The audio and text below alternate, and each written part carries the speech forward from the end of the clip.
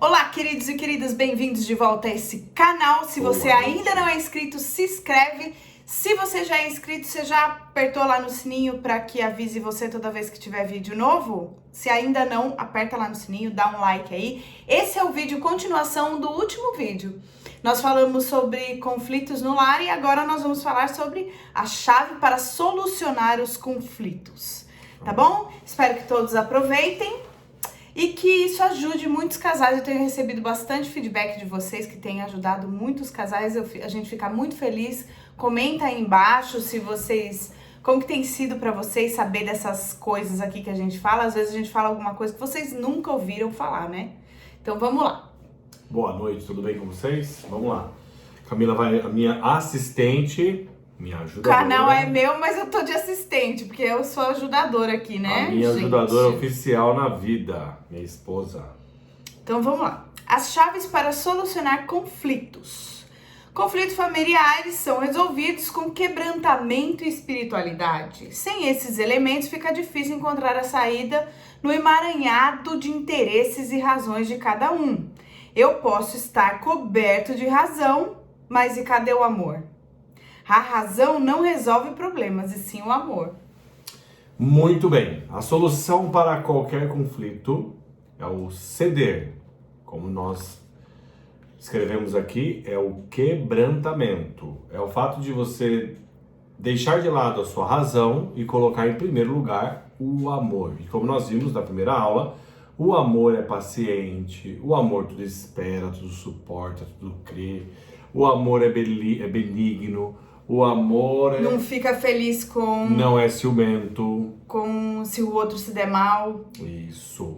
Não comemora a derrota do outro. Enfim. Então, vamos lá. É você ceder 50% cada um. Então, é o fato da mulher ceder 50% e o marido ceder 50%. E o equilíbrio, o balanço, tudo que é equilibrado é prudente na vida, não somente no relacionamento. Mas vamos lá. Primeiro, se você tá com a sua apostila do Fundamentos Bíblicos, nós estamos na página 167, tá bom? Entenda e afirme a possibilidade de solução. Não existe problema sem solução. O que existe é muita razão e pouco amor. Para começar a solução dos problemas, você precisa riscar do seu dicionário a palavra separação. No começo do nosso casamento, que nós nos dávamos muito mal, a gente sempre falava essa palavra separação. E todas as vezes que a gente ia fazer aconselhamento, a gente tinha que orar, desligando no mundo espiritual todas as vezes que nós falamos essa palavra separação. Então se você, mesmo que você esteja bem com o seu marido, ou que você esteja meio estranho, só que querendo resolver, se você algum dia falou a palavra separação, falou em se separar dele, ou você falou em separar dela, façam essa oração de quebra de maldição, de quebra espiritual, porque essa palavra deu legalidade no mundo espiritual. Tá bom? Muito importante você entender, até mesmo pela neurociência, quando você quer algo, você vai mentalizar isso e vai admitir aquilo como verdade. Assim, para você poder também desfazer algo. Então, quando você fica na sua mente pensando, se não der certo, vou me separar. Essa vida já não dá mais e tal. Você está profetizando e declarando isso. Logo, sua mente, os seus neurônios não vão trabalhar em seu favor. Por isso, o mais fácil e o mais correto e o mais sensato em fazer é, tá difícil, mas como eu posso fazer para resolver isso? E apague e anule a palavra separação, a palavra divórcio não deve existir nos casamentos, porque o problema de todos os problemas somos nós e não o nosso cônjuge, sempre. É porque enquanto você pensar, assim como diz aqui na apostila, enquanto você pensar nessa possibilidade, você terá uma fuga para soluções. Exatamente. E agora que você conhece a palavra de Deus, quem coloca isso na sua cabeça? Lembre-se disso em tudo na vida e seja inteligente. Você não vai ter outra saída se resolver hoje ou daqui 15 dias. Então, logo mais inteligente é deixar razões de lado, vencer o orgulho e partir para soluções, que é o quê? O perdão e a reconciliação. Exatamente. Então, lembre-se que sempre é o mais sensato, é você levantar a bandeira branca, sentar e conversar e chegar em um consenso de equilíbrio sobre as decisões. O problema nunca está no seu cônjuge, e sim em você. No caso dela, o problema dela é ela. No meu caso, o meu problema sou eu. E assim eu tenho que ver e ceder 50%. Ok? Lembre-se, apague a palavra separação, divórcio não deve existir. Pois você é uma bênção de Deus e o seu cônjuge também é. E vocês dois juntos serão uma potência. E se você pensa assim, meu cônjuge pensa totalmente diferente de mim, ótimo! É sinal que vocês dois juntos vão formar o inteiro. Porque quando os dois veem exatamente a mesma coisa, provavelmente vocês estão faltando um pedaço. O importante é que cada um veja algo diferente. E a somatória disso vai dar perfeição. Sacou? Invista bastante tempo em diálogo. Quanto maior o tempo investido em diálogos, menor o tempo que irei gastar com problemas. Exemplo disso. Eu e minha esposa, no caso, como quem escreveu essa apostila foi o Eli, o exemplo é dele, tá? Combinamos todos os nossos dias da semana antes mesmo da semana iniciar e posteriormente combinamos o final de semana. Claro que inúmeras vezes negociamos os interesses, mas isso é o casamento, uma negociação diária. Muitas discussões entre os casais é por não atingir a expectativa do cônjuge. Mas como você irá cumprir se não souber? Como alguém pode ficar emburrado quando não falou o que esperava? Por esse motivo, invista em comunicação para todos os sentidos em seu lar. Existem alguns temperamentos que não falam muito para o outro que espera, só que ele fica esperando que o outro adivinhe. E outros casos também... Outros casos também é que o marido e a mulher, possivelmente, são muito diferentes um do outro. Então, um vai querer sair no domingo de manhã para andar de bicicleta e o outro vai querer ficar dormindo. Só que se vocês não combinam, mesmo que seja uma coisa super possível de acontecer, se vocês não combinam, chega na hora da briga, porque você que quer ficar dormindo não esperava que o outro ia querer levantar cedo para sair de bicicleta. Então vocês não combinaram como que vai ser com os filhos, qual que é o combinado, entendeu? Então às vezes a gente acaba caindo no conflito por coisa boba, desnecessária. Muito bem, imagina esse exemplo que ela deu. Então ela vai dizer assim pra mim, domingo eu gostaria de andar de bicicleta de manhã. Logo eu posso estar pensando assim, puxa vida, eu queria ir pra casa da minha mãe ou pra casa da mãe dela, queria fazer um programa em família e tal. Como fazer para resolver essa situação? Simples, negociando. Já que ela escolheu o domingo, eu posso escolher o sábado. Já que ela escolheu o domingo de manhã, eu posso escolher o domingo à tarde. E é negociar. E não dizer para ela assim, você não vai andar de bicicleta, porque eu queria fazer tal coisa. Isso não é sensato, isso não é equilibrado.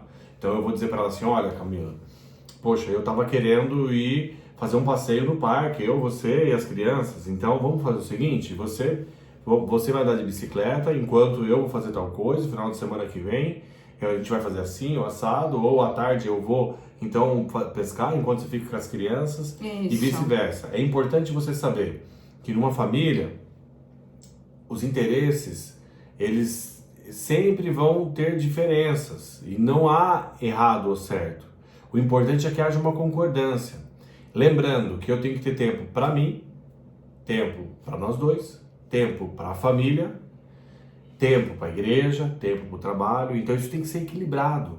E alguns casais nós percebemos que eles não dão tempo para si.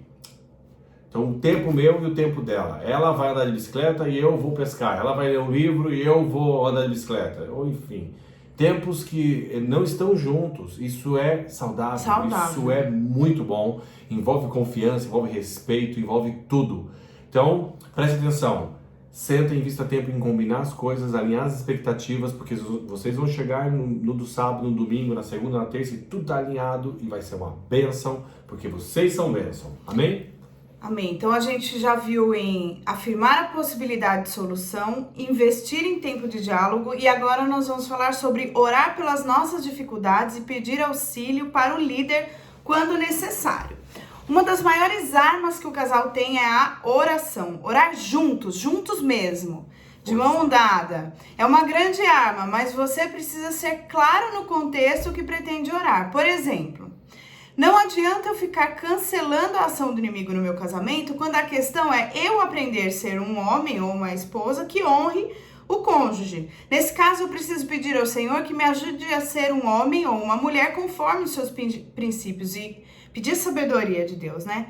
E para isso, primeiramente, você precisa ter humildade de pedir para Deus, né? Outro exemplo clássico disso é quando fico... Segura aí. Vamos dar um exemplo. Enquanto aqui. isso, eu vou dar uma checada no ar-condicionado. Ela leu, né, que não adianta eu ficar cancelando a ação do inimigo. Por exemplo, existem algumas pessoas que... Vamos pegar um exemplo de um marido, vai. Que ele não tem muita paciência com a sua esposa. Ele não alinha as expectativas no final de semana. Ele não conta as coisas pra ela. Tá assim, de homem assim. Compra alguma coisa, chega em casa com a coisa comprada. E aí a mulher vai dar aquele escândalo. Enfim, os dois estão errados, porque a mulher também deveria ter tido paciência, o homem deveria ter falado, enfim. Aí o marido vai ficar orando, essa mulher é o inimigo da minha vida, ou a mulher vai ficar falando ou vice-versa. O que é o sensato nisso? Primeiro, eu preciso orar para ser um marido que saiba, que entenda que eu tenho que entrar em concordância, que Deus me dê orientação relacionada a ser um bom marido e ela ser uma boa esposa. Ela precisa orar por mim para que eu tenha essa sabedoria e não fazer as coisas escondidas ou sem comunicação. E mais do que isso, nós entendemos que nós precisamos de ajuda e buscar isso no nosso líder. Então veja, o que nós estamos trazendo aqui é que não adianta eu ficar cancelando o inimigo na vida dela ou ela na minha, se eu não orar pelas minhas dificuldades. Entende? O seu inimigo não é o seu cônjuge, porque a nossa luta não é contra a carne, e sim contra as potestades e os principados do mundo espiritual. Então o inimigo ele vai ser o único que vai ganhar nessa história. Então lembre-se, veja quais são as questões e ore por isso. E não ore contra o seu cônjuge, ore em favor junto, ok? Isso é primeiro. Amém. Não deixem que os problemas se acumulem. Pense assim, você veio de uma cultura de comportamentos, o seu cônjuge de outra. Vocês agora têm o desafio de se adaptar e negociar a nova forma de viver. Não são poucos os desafios. Toda casa existe os seus costumes e rotinas. E caso você não aprenda a resolver o mal pela raiz, ele nunca deixará de existir. Vamos entender um exemplo disso. O marido chega do trabalho, tira o seu calçado em um lugar inadequado, segundo a visão da esposa. No primeiro e segundo dia, talvez ela irá retirar sem falar nada. Mas logo, aquilo não será mais tão simples, pois ela ficará irritada com isso ao longo dos dias que se passarem, né? E logo se queixará. O que acontece na maioria dos casos é que se inicia uma briga pelo calçado jogado. E isso leva o marido a não jantar. Consequentemente, a esposa não irá namorar com ele. Aí o marido usa a arma do silêncio e isso vai se desenrolar. Não sei quando, nem sei como, parece engraçado, mas é justamente isso que acontece. Vamos analisar a situação de qual foi o problema. Eu vou explicar. A causa. Isso, ao invés de ler a apostila eu vou explicar. Vocês entenderam o exemplo? Então, o marido tem o costume, desde criança, a mãe dele pegava o sapato, então ele deixa jogado. A mãe dele não ensinou. Uma cultura. Ele está errado? Não, ele aprendeu assim. Tem outros que já são exacerbados na organização, porque a mãe ensinou assim, a cultura da casa dele é assim. Então você precisa entender que você casou com alguém que tem uma cultura já formada e precisa mudar isso. Precisa um esforço de ambas as partes. Então pegando esse exemplo, o marido deixa o sapato jogado, a mulher pega no primeiro dia, ela acha lindo, né? Acabou de casar, beija até o sapato, beija o pé dele, com o chulé e tudo. Daqui a pouco já não é mais assim. O sapato já se torna um problema, a mulher fala uma vez, fala duas, mas a cultura dele é assim, ele até pega um dia para poder... Aí, acabou o problema, está instaurado. Até que o dia que ela joga o sapato pela janela, xinga ele de dinossauro Rex e tudo começa a confusão. É assim. Solução do problema é sentar o marido e a esposa alinhar com ele. Olha, isso não é legal para mim, eu não me sinto bem, nós precisaríamos organizar e vamos cortar o mal pela raiz. Qual que é o mal pela raiz? Vamos combinar um cantinho onde você chega, você tira o seu sapato, você guarda. Eu preciso que você faça isso, eu quero que você entenda que isso é uma questão de organização. E o marido vai explicar para ela vai conversar e eles vão entrar em um acordo. E não brigar com relação ao sapato jogado e não achar razão, porque não vai ter razão. Nem ele está com razão, porque ele largou jogado, e nem ela, que não entendeu que ele tinha esse problema antes de casar. Porque eu deveria ter visto isso quando? Namoro. E alinhar isso lá atrás, e não agora. Por isso nós dissemos na primeira aula que o namoro existe algo muito profundo que se perdeu. Então, eu preciso analisar isso quando estou namorando, ver os defeitos, fazer as combinações, muitas coisas para serem evitadas lá na frente. Então, cortar o mal pela raiz é você pegar um problema que existe e tentar arrumar uma solução para ele e não ficar discutindo o efeito, e sim a causa. Vamos conversar sobre o sapato, vamos colocar um lugar, vamos formar uma prateleira, vamos aqui no closet, vamos lá fora no banquinho, vamos fazer um quadrado amarelo, você deixa o seu chinelo aqui, depois você deixa o seu sapato, enfim. X. Qualquer coisa que for possível, não importa a casa chique que tenha um closet ou a casa mais simples, o importante é que tenha solução, porque a solução é o lar abençoado, e esse sim é a casa perfeita para você.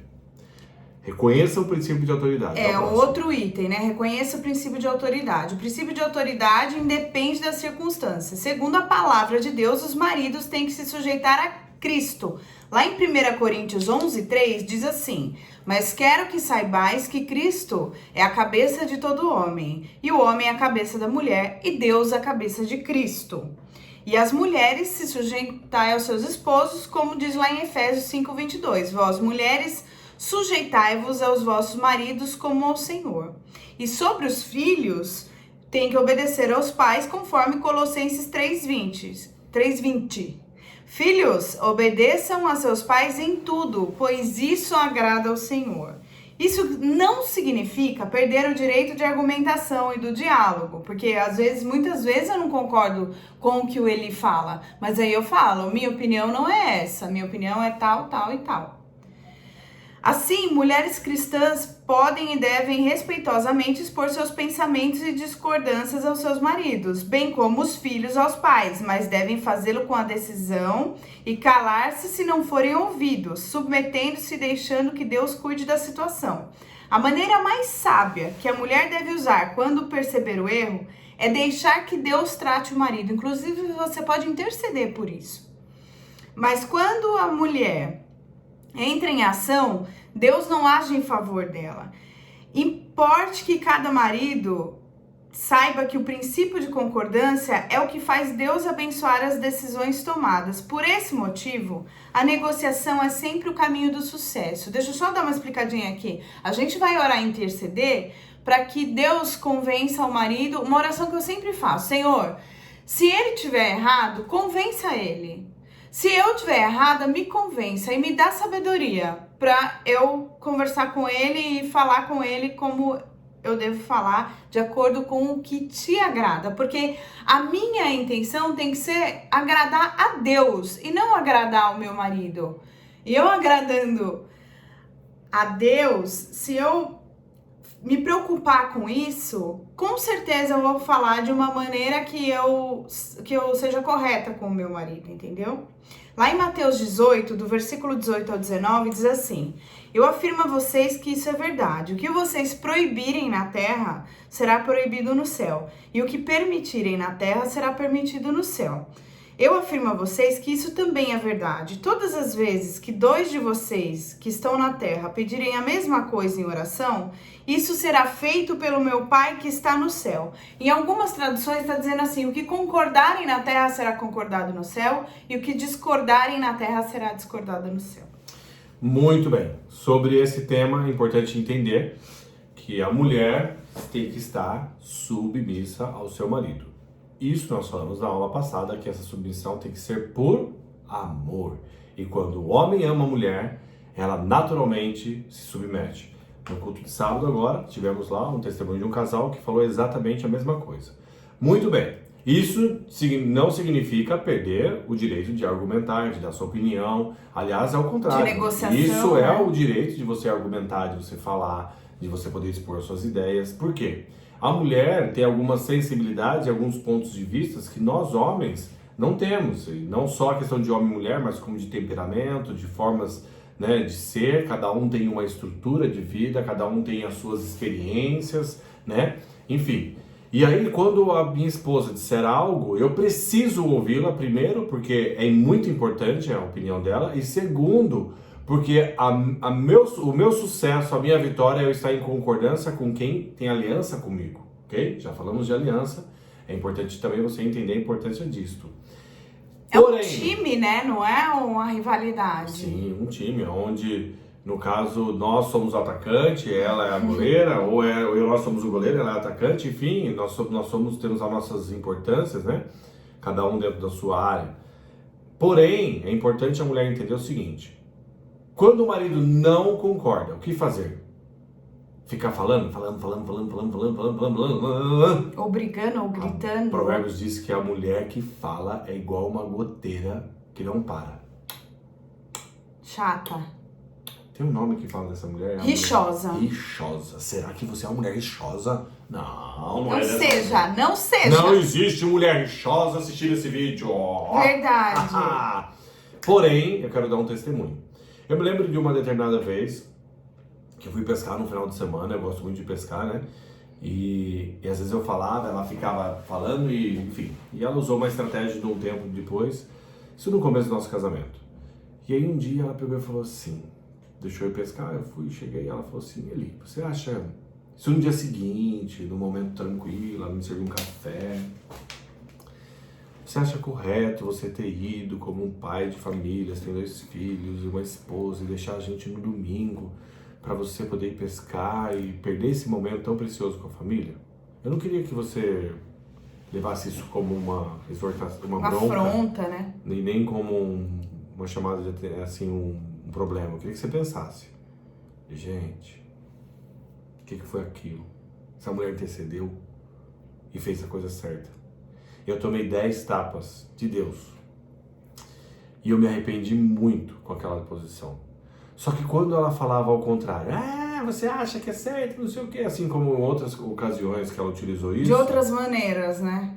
A gente leva como ciúmes, como afronta, como mesquinharia, como meninice, como tudo e menos como algo que seja prudente a gente analisar. Então é importante para você, mulher, deixa de ser rixosa com seu marido. E com certeza foi uma ideia que o Espírito Santo me deu, porque da maneira que eu era impossível eu agir daquele jeito, entendeu? Porque é só na base do pontapé e chute, soco.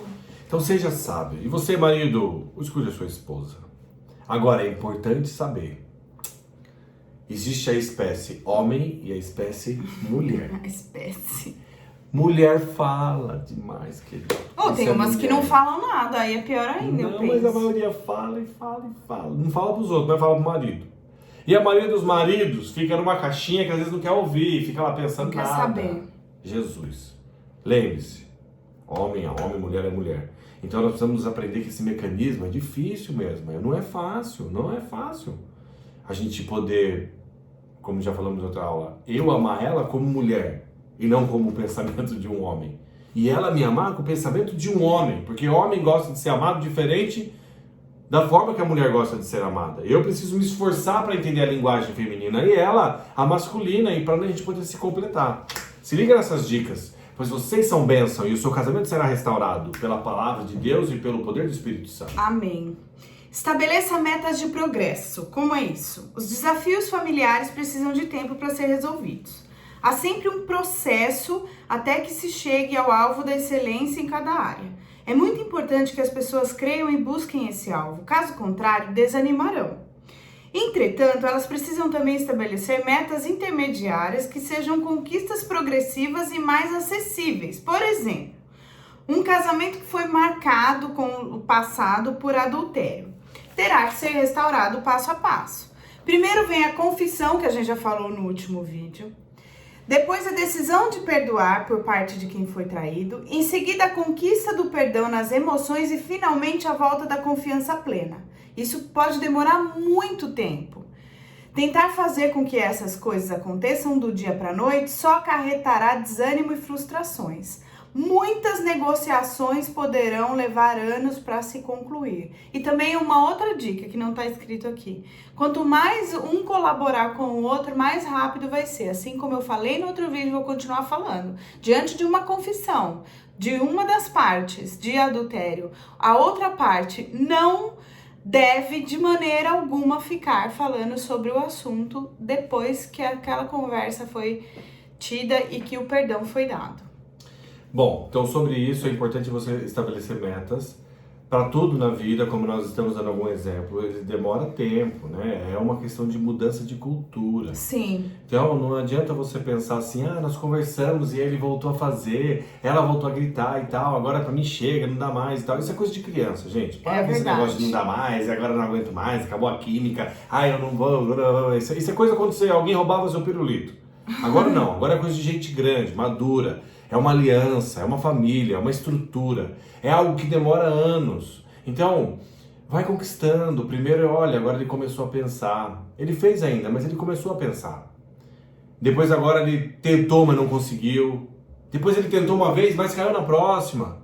Ou vice-versa, ou ela que seja, né? Então as coisas vão se formando, uma cultura vai se moldando, ok? E casamento é igual um maracujá. Como assim um maracujá? Maracujá, quanto mais enrugado ele fica, mais velho, mais doce. E assim é a esposa, assim o marido, o casamento. Vai ficando mais docinho, mais gostoso. É o que a gente espera, né? A gente não tem vídeo? Sim. Quase, eu não vejo quase a hora. dei pause no vídeo, gente. Eu tenho 41, não vejo a hora de ter 60. Já pensou? Meu Deus, eu vou casar com a avó? Não, querida. Você também vai estar velho, queridinho. Se você não tiver morrido.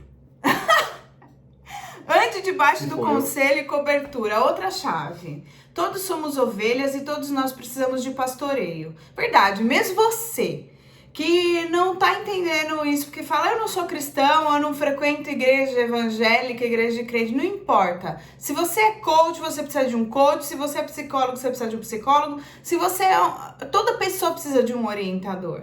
Sabe qual que é o ponto, gente? Tem hora que não tem certo ou errado. E aí? Por exemplo, nós tivemos um problema seríssimo quando nós começamos o casamento, a gente foi comprar nosso primeiro sofá e a gente foi na Casa de Bahia fazer nosso primeiro carnê na vida. E aí chegamos todo felizes, um casalzinho de mão dada, casais recentes. Vamos mudar, vamos comprar uma coisa linda. Passamos na pizzaria, comemos uma pizza de mussarela sem tomate, para poder ficar mais barato, sem azeitona. Chegamos lá para fazer o primeiro carnê, que aconteceu.